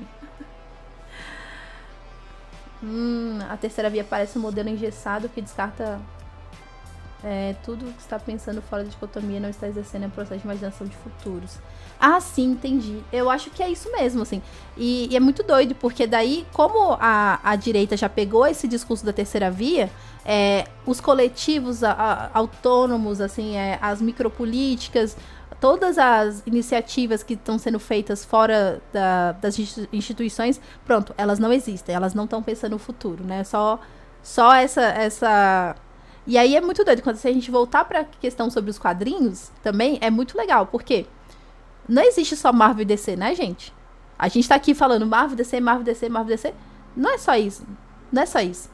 Inclusive, essas, né, eles chamam de The Big Two, né, que são, tipo, as poderosonas, elas já estão perdendo muito espaço, assim, já faz aí uns 10 anos que elas estão perdendo muito espaço nos quadrinhos, então eles estão investindo muito em TV e cinema porque eles têm dinheiro para fazer isso, mas nos quadrinhos eles já estavam perdendo tem várias outras editoras, né, inclusive a Image que voltou e tudo mais com força total, a Dark Horse, enfim, essas outras editoras, todas elas juntas, elas já estão sendo uma concorrência ao The Big Two, sabe? Tipo, então, é legal a gente ver que outras possibilidades, além dessa dicotomia, elas têm força, assim. E elas podem virar, inclusive, tipo, tem virado o caminho, o rumo dos quadrinhos. E não é à toa, né, que esse negócio de nova DC, nova Marvel, nananã, isso não são iniciativas que vêm porque os executivos acham que a gente precisa de diversidade, né? Mas é sempre um exercício complicado e ambivalente entre desnaturalizar e reafirmações inconscientes. Sim, total. Até porque, assim, o desafio da gente assistir um filme que nem o Batman é que a maior parte dos discursos que estão ali são discursos muito fáceis. É um caminho, assim, é uma trilha, assim, tipo, é como se fosse João e Maria, sabe? Aquela trilha do pão. É muito fácil pra gente seguir simplesmente a trilha do pão e ir lá na casa de doce, sabe? É muito mais fácil, é muito mais próximo, é muito mais viciante, sedutor, né? Tentador, é muito mais. E daí a gente tem que lutar contra isso, né? Porque a gente quer um outro mundo, e pra gente querer esse outro mundo, a gente não pode aderir ao caminho fácil, né? Mas é isso, é um exercício complicado, difícil, cansativo, né? É muito cansativo pensar sobre essas coisas. Mas sei lá, né? Tem como a gente desver. É sempre errada, mas me incomoda mais com quem tem outra saída. Qual é o superpoder do Batman? Dinheiro. Quanta coisa o dinheiro faz? Eu entendo, sei lá, Kamala Khan. Tem o poder físico, mas não tem nenhuma relevância social. Se ela vai fazer algo na rua, daí eu consigo lidar pelo menos. Então, sim, mas a Kamala... Eu gostei desse exemplo da Kamala Khan, porque, tipo, realmente a Kamala Khan, ela é uma personagem, uma super-heroína que vai lá bater nas pessoas. Eu não acho que ela seja tão simples. Eu acho que ela representa uma nova voz, assim. Inclusive o time do Homem-Aranha, né, os campeões, que é formado pela Kamala, pela Coração de Ferro, pelo... É o Hulkling? Não é o Hulkling, não. É o Amadeus Cho, né? O Hulk. Enfim, eu não vou lembrar hoje todo mundo que tá na equipe, não, porque a equipe muda. Mas os campeões, eles são essa geração agora, assim, que tá querendo... que tem consciência social. Então, assim, a Kamala Khan, ela, no primeiro momento, ela vai querer lidar com essa questão, tipo, inconsciente de, olha, eu vou pôr a mão na massa e vou resolver o problema. Mas ela vai perceber que não é bem assim. E que os heróis que ela admirava, eles estão engessados, eles estão equivocados nas percepções deles. Não adianta simplesmente ir lá no que eles chamam de Oriente e bater em todo mundo, que isso não vai resolver. Né? Porque também ela tem a percepção que ir lá, né, primeiro, chamar de Oriente já ofende quem ela é, de onde ela vem. E segundo, bater neles é bater nela, né, em boa parte do que constitui ela. Então, eu não acho que a Kamala Khan e essa nova geração esteja caminhando para esse mesmo lugar, assim, de uma percepção fascista, né? Eu acho que eles são muito mais pacifistas, inclusive, né? Pelo menos por enquanto. Inclusive, os campeões, eles passam por um processo de rompimento muito, muito potente, exatamente porque eles são muito preocupados com as relações internas. Eles são amigos e eles se apoiam. E, então, assim, são valores muito dessas gerações mais novas. E aí, já contrapõe com os Vingadores, porque os Vingadores são treteiros, né? Eu não gosto do que como você pensa, já dá um soco, já sai dos Vingadores, sabe? Eles não conseguem ter uma unidade no sentido de dialogar, eles não conseguem dialogar, né? E eles não conseguem ter um nível de amizade que, sei lá, pelo menos na nossa comunidade a gente valoriza.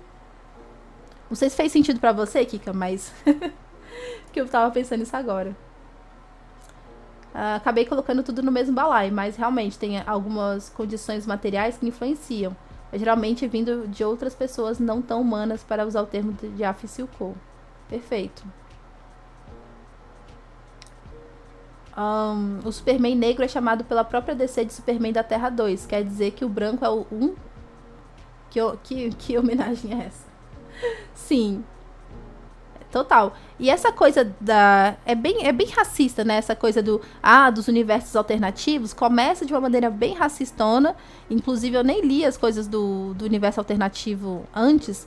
Uma, porque era bagunçado demais pra mim. E outra, porque, assim, é como se a gente só pudesse existir na especulação.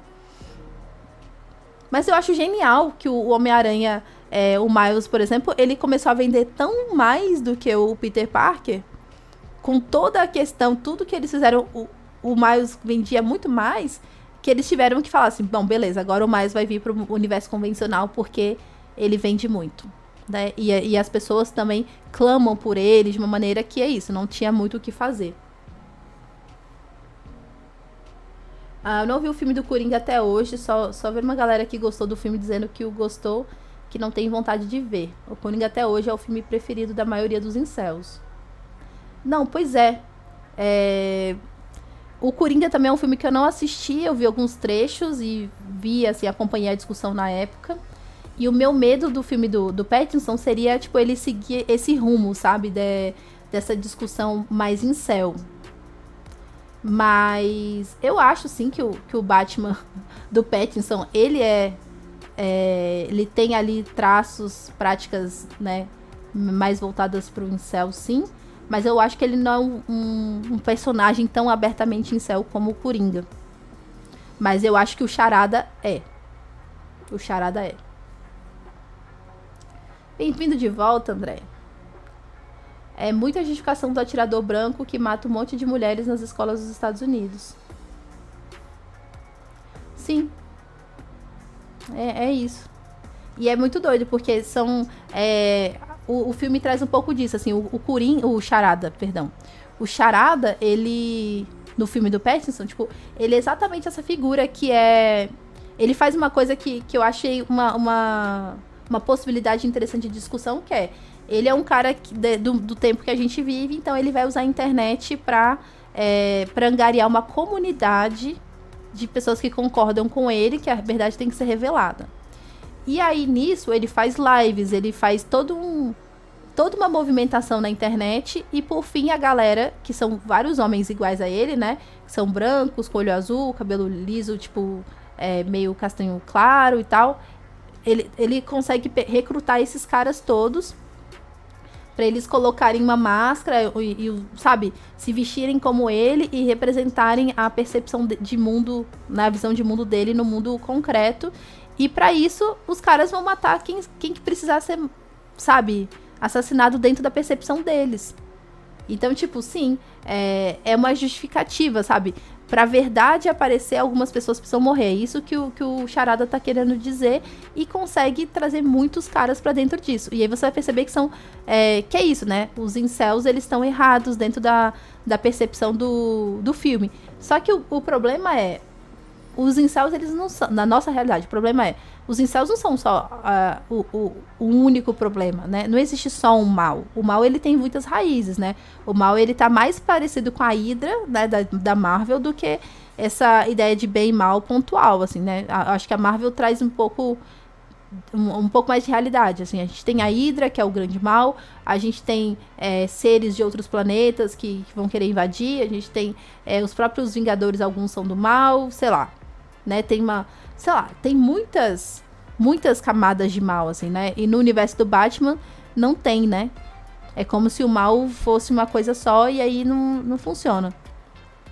E até por isso que eu gosto da época dos 952. Na época dos 952 eu até cheguei a ler um pouco mais de Batman. Porque a Batwoman, ela tá combatendo o mal sobrenatural. E então quer dizer que Gotham City, ela é assolada por diferentes tipos de mal. O Batman é o detetive, então ele lida com o mal concreto. E a Batwoman lida com o mal sobrenatural. A Batgirl lida com o mal, assim, no meio do caminho. Uma hora ela tá aliada do Batman, uma hora da Batwoman. E aí também traz esse lugar dela como adolescente, né? Uma jovem adulta que ainda não tem o seu caminho traçado. Os Batwing, esse pessoal aí e tal, também fica de sobreaviso pra ajudar o Batman. Mas a gente tem camadas, o lance a gente tem camadas de realidade ali. E no caso do filme, nos filmes do Batman, geralmente não. Eles tentam criar camadas de realidade de uma maneira artificial. Ter vários vilões, quer dizer, ter um vilão que é incel e ter um vilão que é mafioso, não é exatamente o que eu chamaria de criar de camadas autênticas do mal. Porque no final das contas, tá tudo ali conectado de uma maneira muito plana. E eles só podem fazer, né? Seja qual for o caminho, eles só podem fazer isso porque eles são brancos. Então, enfim. Eu vi e tenho certeza que você, como anarquista, vai odiar. Não, com certeza. O problema não é usar cueca por cima da calça, tá? É um pouco. Então, é um pouquinho, né? Assim, eu acho que é engraçado e tal, mas, cara, é legal, sabe? É que nem fantasia, é que nem a gente ter essa, sei lá, brincar de faz de conta e tal. Tipo, a gente como adulta, a gente tem que, né, maneirar, ver em que medida tá saudável, assim, a maneira como a gente se identifica ou gosta dessas coisas. Mas, assim, poxa, essa não é a questão. É só vergonha alheia, mas não é questão, não. Eu já vou encaminhar pro final da live, né, gente? Nossa, vocês estão muito incríveis hoje. Nossa, tá demais. O Alan Moore usou e abusou do lifestyle super-heróico e do masculinismo épico no seu auge. As HQs dele do super-homem são super-homem, mais American Way possível. Aí depois que as editoras passam ele pra trás. Não tô dizendo que as editoras estão certas. Entendi. Gente, essa live tá maravilhosa. O Batman é muito papo bom. Pois é, né? O Batman... Olha que engraçado. O Batman trazendo papo bom. Eu tô até com vontade de voltar a ler Batwoman dos 952. Tudo o resto é frustrante. Ele começou a dizer que os super-heróis são intrinsecamente fascistas e tudo mais. Mas curioso que a fanbase do fascista do Frank Miller ama o Alan Moore. Então, o Alan Moore é um cara que no começo a gente fala, nossa, que massa, o cara é anarquista e tal, e depois a gente vai vendo que, tem umas pontas soltas bem equivocadas, bem problemáticas. O que pode ser muito coisa dele, mas pode ser muito coisa também da editora, né? A gente sabe que história em quadrinho de super-herói, assim como o cinema, não são coisas que você simplesmente faz e tá pronto, né? Passa por muitas camadas, passa por muitas opiniões, então não sei se o Alan Moore também tem essa autonomia toda. Eu não curto essa ideia de crise da ascensão da direita, é uma crise estética como o povo acadêmico tenta colocar, porque pessoas como Snyder passam na ideia de classismo greco-romano. Não, com certeza, Kaoru, eu acho que você tá certa.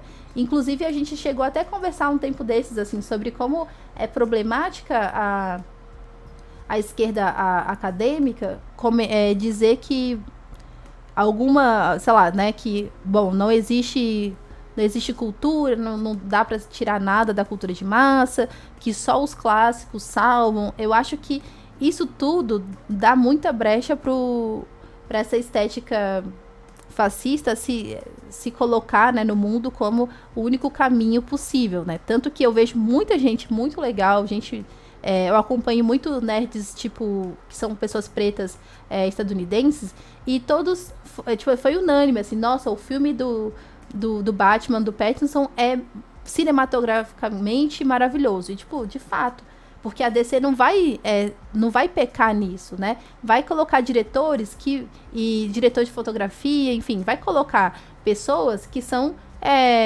profissionais capacitados para fazer isso.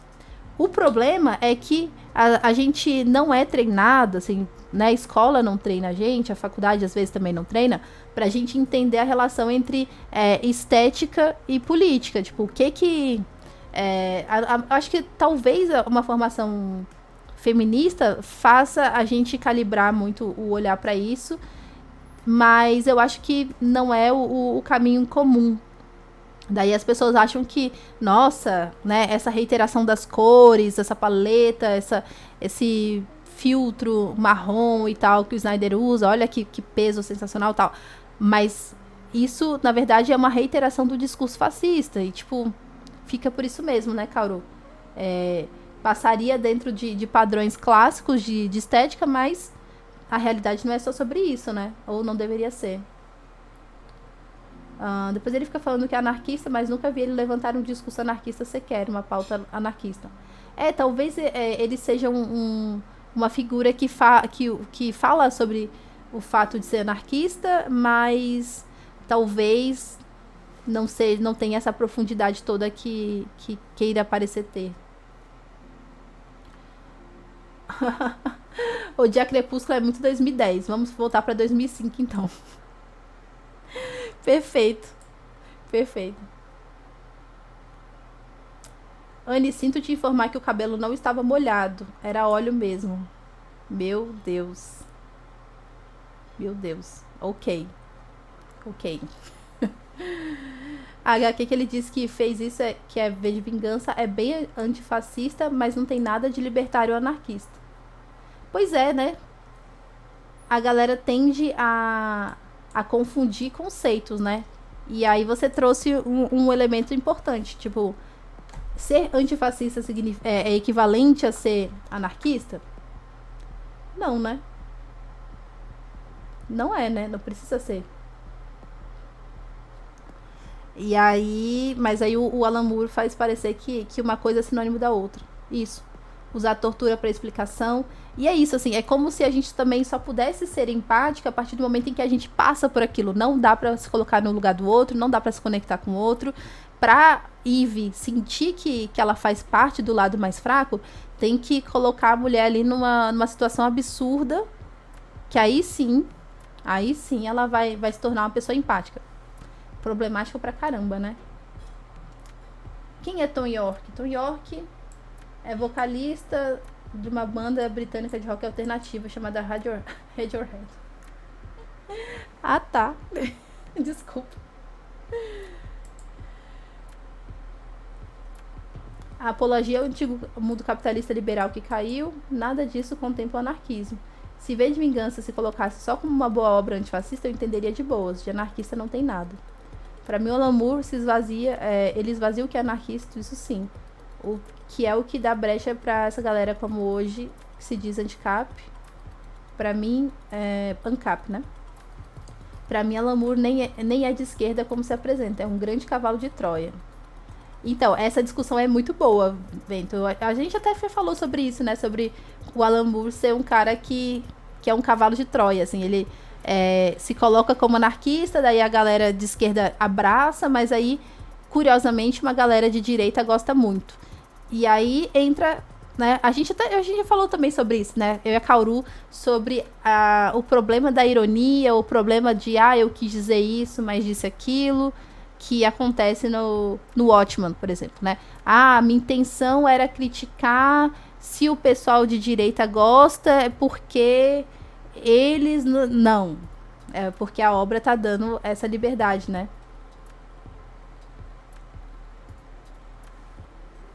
Eu estava explicando isso para os meus alunos de que a ideia de liberal, de oferta e procura, são baseadas em escassez fabricada e conflito de interesses. Nossa, imagina a cara dessa galera entendendo, assim, tendo contato com isso, né? Porque, de fato, quando a gente aprende de uma maneira solta, né, não tem que aumentar mesmo. Parece muito simples, muito óbvio, mas não, né?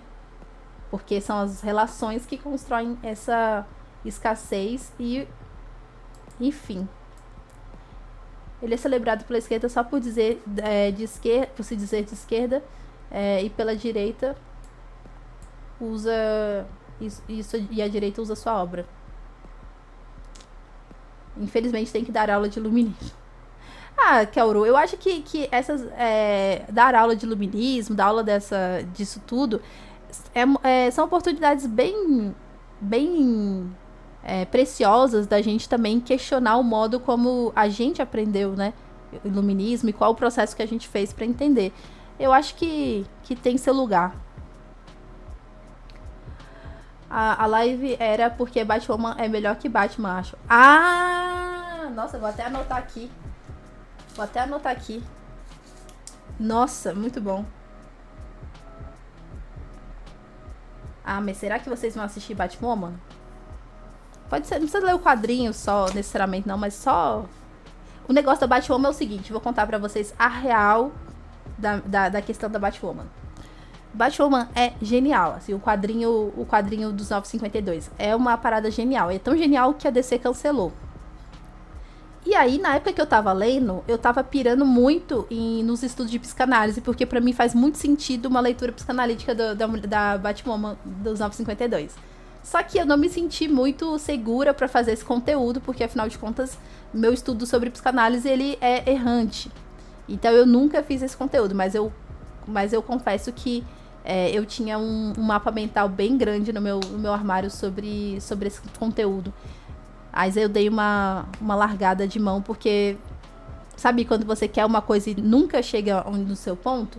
Mas hoje em dia eu acho que dá pra gente fazer só uma leitura e ficar de boas, assim, também. Não precisa daquele universo. Então eu acho que agora eu me sinto confortável pra fazer esse conteúdo sobre a Batwoman e tal. Mas é isso, só confessando pra vocês que o caminho foi esse. Eu só fui reparar a Kamala Khan quando a minha amiga que segue o Islã foi falar pra mim chorando, emocionadíssima, como era uma coisa incrível e se via representada naquela HQ de uma forma que ela nunca pensou que ia ver. Eu não saberia nem reproduzir o que ela disse como ela disse, mas fiquei emocionado só de ver a emoção dela. Sim.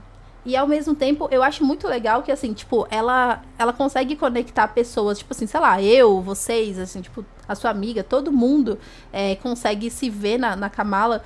Isso é genial, isso é incrível, isso mostra a potência dela. E eu também acho muito legal que eu já li algumas críticas também sobre a Kamala, que eu acho incríveis também, de pessoas que são muçulmanas, sabe? E aí é isso, tipo, nada precisa ser perfeito, porque não vai ser perfeito, mas é legal a gente saber quais são as fissuras, né? É mó massa. Os Vingadores são a OTAN. Sim. Eles são a OTAN total. Mas já vamos pedir mais Kamala Khan no Preta Reed. Sim, inclusive eu queria já que temos a honra de ter aqui entre nós hoje Kaoru, nossa amiga Kaoru. Já queria contar pra vocês que depois que a gente terminar o Hobby como Artista, o próximo Preta Reed vai ser Kamala Khan. Agora tá de cabeça pra baixo, eu não consigo ver qual que é o volume. Mas o próximo vai ser Kamala Khan, sim. Tá bom? Já preparem aí que terminando o Hobby como Artista, a gente vai engatar na Kamala Khan. Miles também nunca li, tem vontade.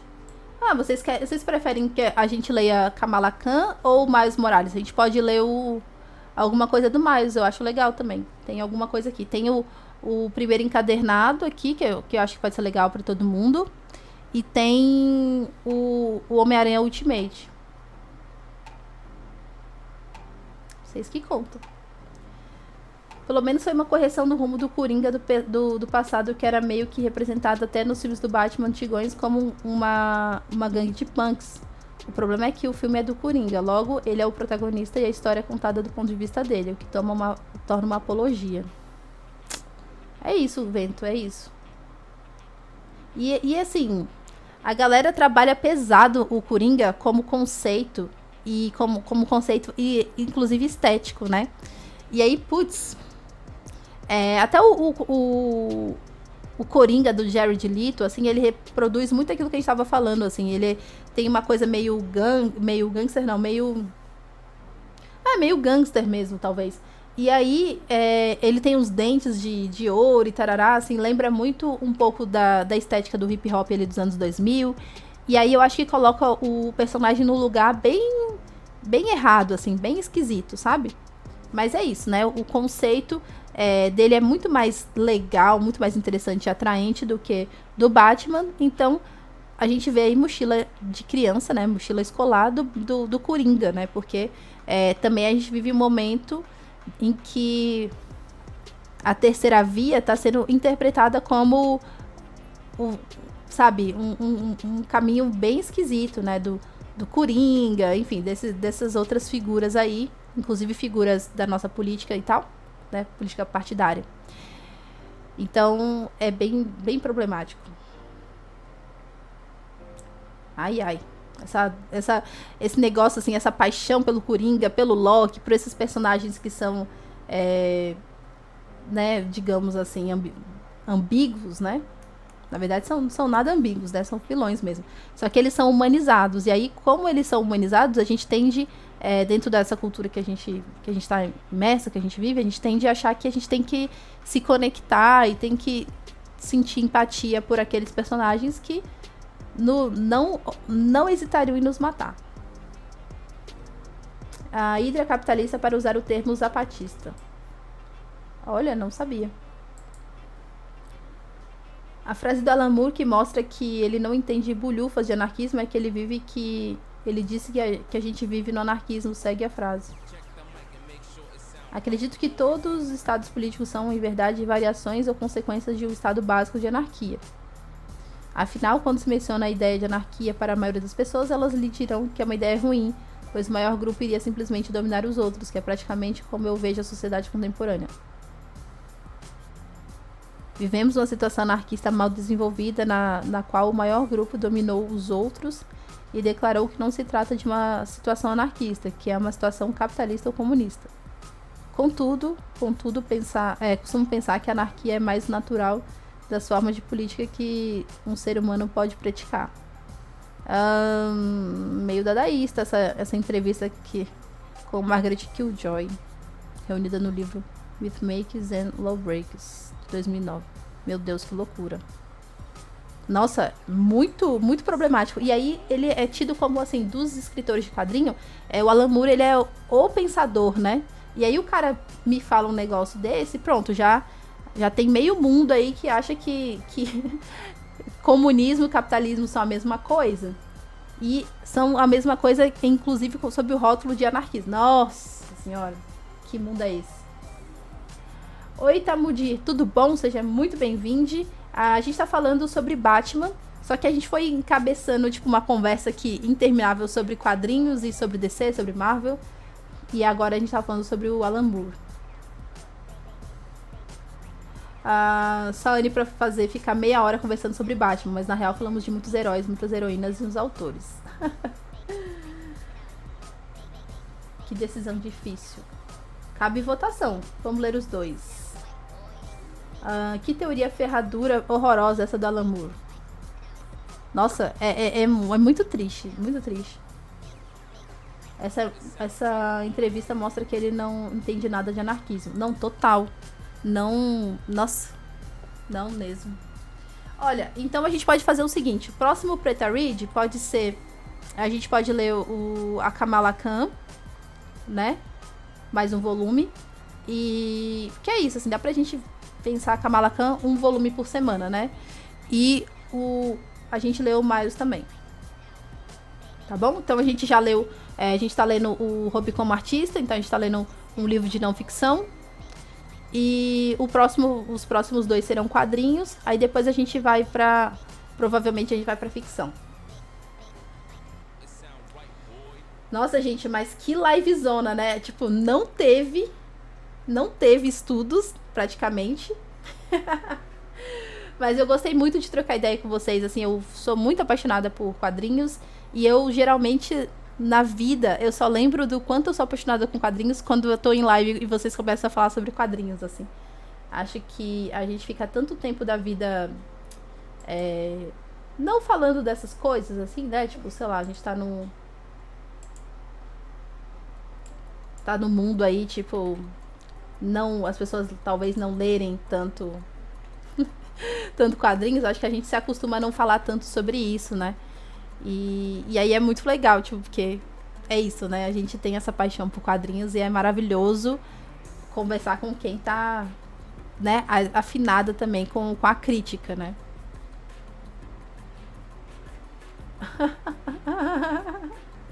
A live de bate-papo, 40 minutos de conversa e 10 minutos de estudo. Foi isso.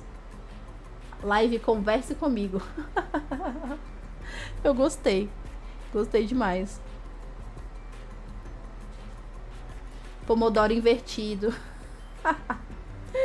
Ai, gente, vocês são maravilhosos, assim. Queria super, super agradecer a vocês pela companhia, por a conversa. Acho que a conversa foi maravilhosa. E é sempre muito bom, né? Mas, cara, hoje foi épico, assim. Eu gostei muito, muito, muito obrigada por essa conversa. E fiquei muito feliz que eu acho que eu nem soltei tanto spoiler, né? Eu tava com medo de soltar muito spoiler sobre Batman. E. Pois é, Tamudi, a gente começou às 10, né? E pouco, assim, então vamos lá almoçar. E é isso, gente. Muito, muito obrigada por tudo. Sempre muito bom falar de quadrinhos com vocês. Eu vou mandar uma raidzinha pro nosso queridíssimo Contato Nerd. O Contato tá lá na conversa, tá dando uma alongada, porque são muitas horas de jogatina. Mas provavelmente ele vai. Daqui a pouco ele vai soltar um bate-papo bem massa, porque ele fala coisas muito, muito importantes, muito interessantes sobre cultura pop. Foi bom saber mais da DC e heróis e heroínas que normalmente não conversam. Próximo passo é o fandom da Batwoman. Quero mais Batman aqui. Nossa, que difícil, amigo. Que difícil. Mas é isso, gente. Mandar uma raidzinha aqui pro contato. Se cuidem. Bom restante de dia pra vocês. Até mais, gente. Tchau, tchau.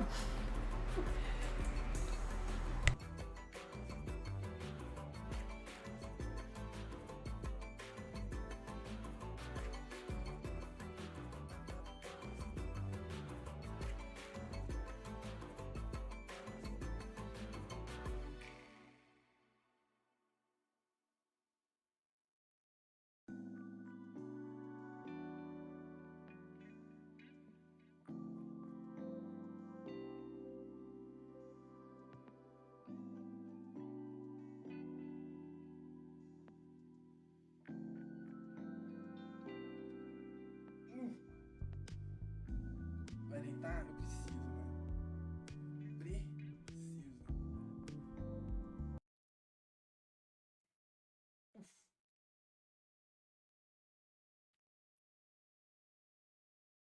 É, pior que eu tô sozinho em casa mesmo. Não, mas eu vou ficar ali na horizontal. Daqui a pouco eu levanto. E GG. E, gente, sejam bem-vindos. É porque eu tô com muita dor. Não consigo. Dá um jeito aqui.